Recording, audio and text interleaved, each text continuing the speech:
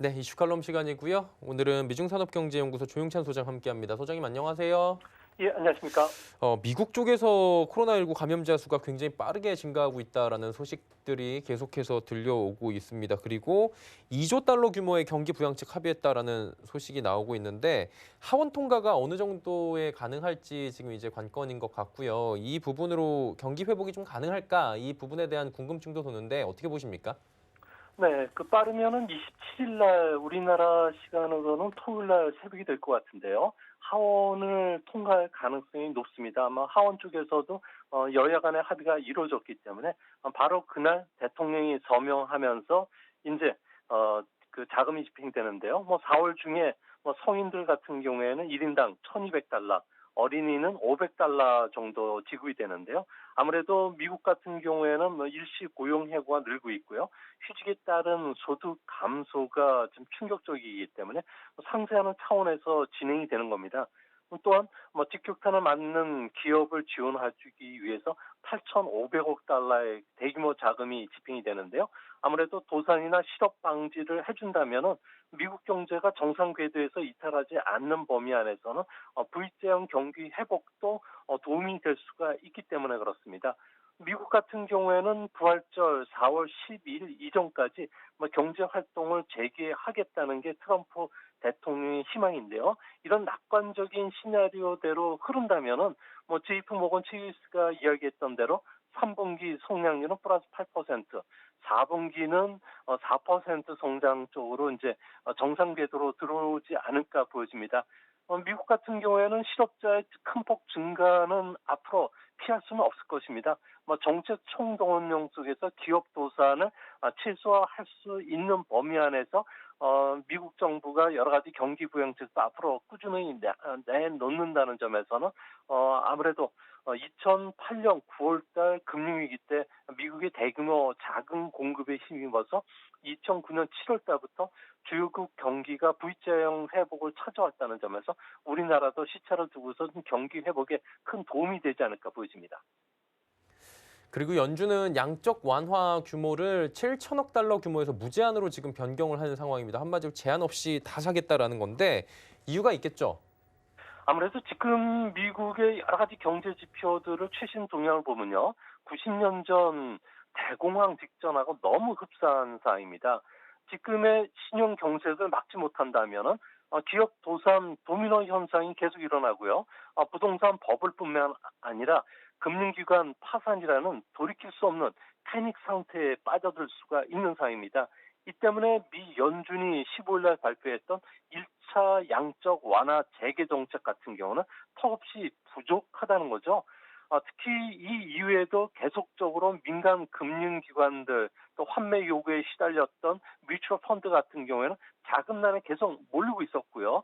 이 때문에 주식뿐만 아니라 국채, CP, MBS 같은 경우도 계속 매각해 놓지 않으면 안 된다는 상황까지 몰렸다는 겁니다.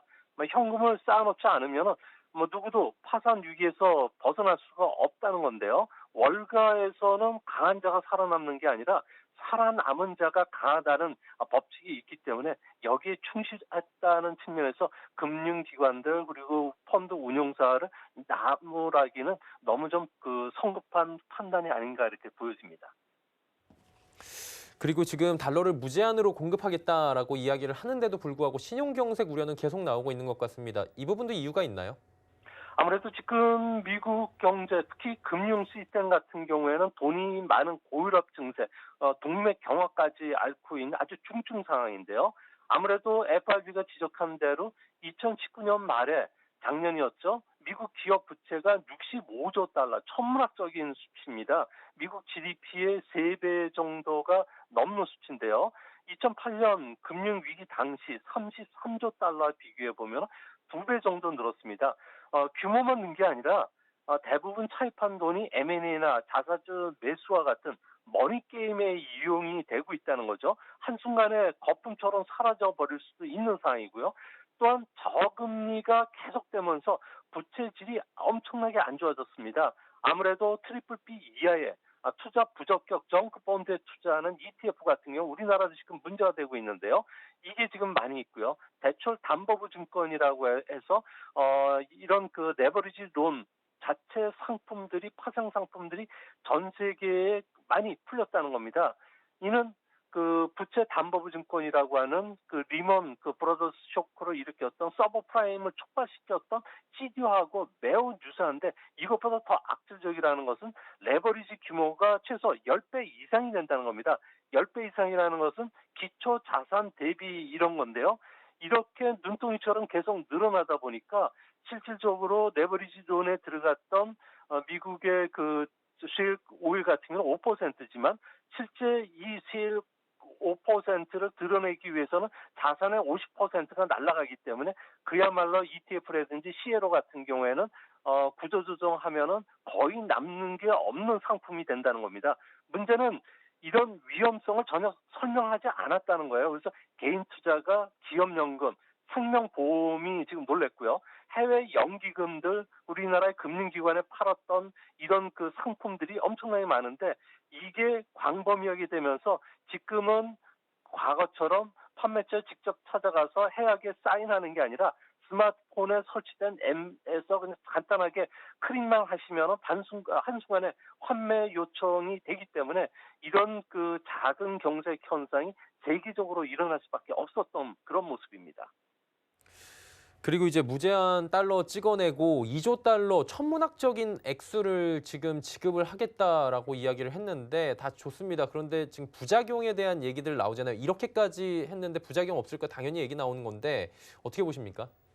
네, 백약이 무효인 상황입니다. 마지막으로 쓸 수 있는 카드는 대량으로 자금을 공급하는 처방전밖에 없다는 겁니다.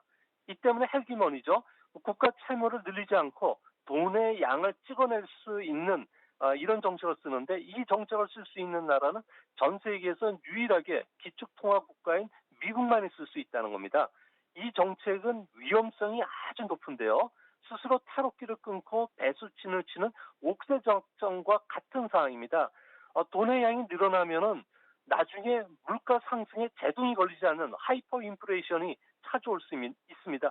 무려 4조 5천억 달러 정도를 푼다고 하니까 여기에 통화 승수까지 합치면은 엄청난 물가 상승 압력이 들어오게 되는데요. 윤정기에서 화폐를 계속 찍어내 준다면 결국 달러의 그 신용도도 훼손될 수밖에 없는 상황입니다. 미국 같은 경우에는 연방 정부의 재정 적자가 1조 달러인데 2020년에는 2조 달러가 훌쩍 넘어가게 된다는 거죠. 이렇게 되면은 40년짜리 국채 발행이 아니라 앞으로 50년짜리 국채 발행을 해야 되는데요. 이렇게 되면은 미래 재정 여력이 축소가 되기 때문에 미국인들 같은 경우는 점점 생활이 어려워졌다는 겁니다. 미국인들은 지금 좋아하죠. 주식시장이 올라가고 금융시장이 경색이 해소되니까 이런 정책들은 아무래도 몰핀 투입 효과 정도밖에 안 된다는 겁니다. 예전에도 제가 말씀드렸듯이 설탕물을 많이 먹으면 몸이 좀 가뿐해지는 이런 명현현상을 그대로 보여준다는 건데요. 이렇게 되면 앞으로 높은 인플레이션, 경기 침체라는 스태그플레이션이 뒤에 대기하고 있는데도 당장 몸이 좋아지니까 경기가 좋아지는 것처럼 느끼게 된다는 겁니다. 이제 앞으로 FRB가 돈 풀기를 멈췄을 경우에는 주식, 채권 매도가 그치는 게 아니라 달러 매도가 시작되는 2탄, 3탄 경제 충격이 일어날 가능성이 크다는 점에서 우리 증시도 지금 반등을 했지만 지금 상황을 마냥 즐기고 손 놓고 계속 주식을 살 수는 없는 상황인 것으로 보여집니다. 미국 내에서 펀드 환매 사태가 진정되지 않을 때 지금 발생할 수 있는 시나리오 나오더라고요. 어떤 사태가 구체적으로 일어납니까? 네, 뭐 전 세계 투자가들이 이제 한꺼번에 ETF나 CLO 같은 파생 금융 상품과 관련해서 매도 신청을 계속 한다면은 아무래도 여기와 관련된 그 기초 자산이죠. 뭐 회사채라든지 레버리지 좀 그리고 국채 투매 현상들은 계속 일어나게 되는데요. 이런 현상이 해소가 되지 않는다면은 운용회사들 같은 경우에는 파산에 그치지 않을 것으로 보여지고요. 또한 CP나 ETF, CLO 같이 들어가는 모든 구조화된 그 파생 금융 상품이 일순간에 부실화될 가능성이 큽니다. 부실 채권이 된다는 거죠. 예를 들어 보면요. 도축장에 들어간 100마리 돼지 가운데 지금 돼지 코렐라 구제역이 걸린 한 마리가 끼어 있었다는 겁니다. 뒤늦게 이런 사실이 언론을 통해서 보도가 되는 상황하고 지금 금융시장이 매우 급사한데요. 정육점 일반 식당, 소시지 원료, 돈가스, 스팸, 햄버거 패티로 다 팔려 나간 뒤입니다. 이를 수거하려면은 돼지고기 하나만 가지고도 사회적 혼란, 엄청난 수습 비용이 들어가는데 미국의 이런 그 금융 시스템에 이런 그 부실채권 문제가 숨어져 있다고 이야기한다면은 그야말로 전 세계 같은 경우에는 자산 버블 붕괴, 금융기관 파산, 세계 자금 흐름의 동맥경화, 그리고 대공황이라는 회색 코뿔소가 출현할 수 있는 최악의 상황이 갖춰졌다는 겁니다. 이 때문에 우리 같은 경우에도 이런 문제와 관련해서 지금 현재 경제와 관련해서 긴급하게 맥박이 뜰 수 있도록 심장 마사지를 해줬는데요. 이제 앞으로 남은 사항은 이제 환자를 살려냈으니까 핀셋으로 뭐 총알이라든지 뭐 그 흔적 같은 거를 뽑아내고 꼬매야 되는 아주 험난한 구조조정이 남아 있다는 겁니다.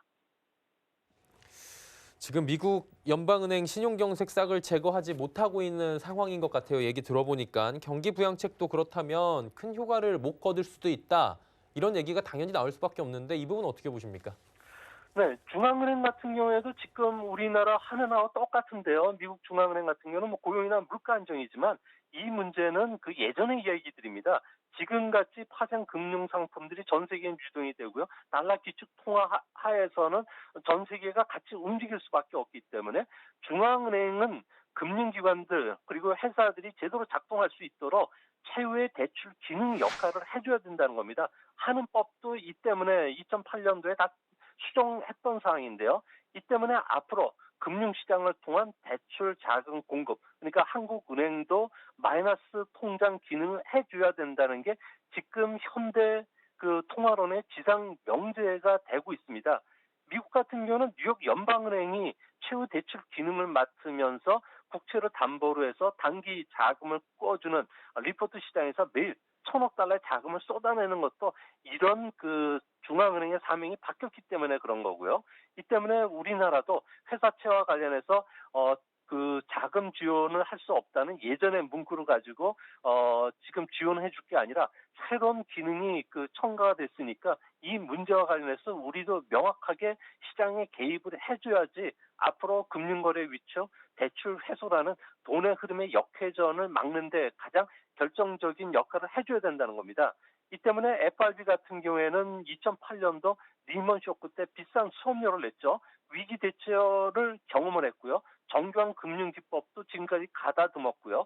다양한 자금 공급 수단을 확보하기 위해서 시장에 직접적으로 몰핀을 주입하고 거기에 또 필요하면은 소독제를 몸 안에는 강제적으로 집어넣으면서 사람이 살 수 있게끔 만드는 환경이 지금 들어가고 있는데요. 뭐 지금처럼 현금이 전부라는 패닉 심리가 한국에서도 계속 일어난다면은 미국식의 이런 그 다양한 수업료를 냈던 거를 경험을 살려서 우리도 시장에 직접적으로 개입해 줘야지만 시장이 다시 2천선까지 올라갈 수 있는 하나의 그 모멘텀이 될 가능성이 큽니다. 이걸 안 해준다면은 현재 상황에서 변동성만 커지는 이런 상황이 될 것으로 보여집니다.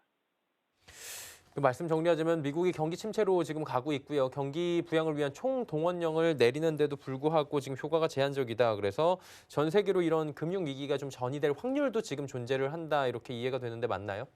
네, 맞습니다. 뭐 지금 현재 상황은 이런 상황의 일부 직전까지 들어갔기 때문에요. 앞으로 기업이나 금융기관들과 관련해서 현금 확보에 상당히 노력을 해줘야 되고요.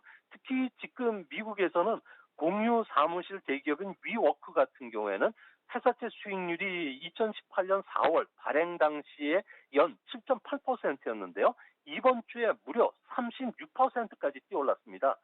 채권 가격으로 환산하면 60% 이상이 가격이 폭락했다는 겁니다. 근데 대부분의 회사채 매수자들이 실종된 상태고요. 팔고 싶어도 팔리지 않는 유동성 부족 현상에 시달리고 있는데요.